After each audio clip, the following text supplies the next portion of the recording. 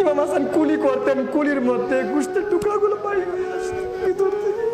সেই ইমাম হাসানকে বিষ খাওয়াইছে। বিষ খাওয়ানোর পর ইমাম হাসান বলে, শোনো, আমি নবীর পরিবারের ছিলাম, আমি নবীর নাতি ছিলাম, আমি না ক্ষমতা সাইরা দিছিলাম, কিন্তু তারপরেও তোমরা আমার বিষ খাওয়াইছো, আমার বিষ খাওয়াইছো। ইমাম হাসান কুলি করতেন, কুলির মধ্যে গোশতের টুকরাগুলো বাইরে হয়ে আসতো ভিতর থেকে। বিছানার মধ্যে পড়া ইমাম হাসান বললেন, ভাই হুসাইন, একটু কষ্ট করে আমাকে উঠানের মধ্যে নিয়ে যাও। সেই উঠানে নেওয়া হইল।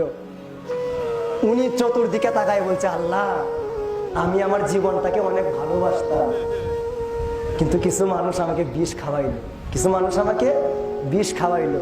সর্বশেষ 45 হিজরি, 50 হিজরি 45 বছর বয়সে ইমাম হাসান পাক আলাইহিস সালাতু ওয়াস সালাম এই দুনিয়ার জমিন ছেড়ে উনি পর্দা নিলেন, শাহাদাতের পেয়ালা পান করলেন।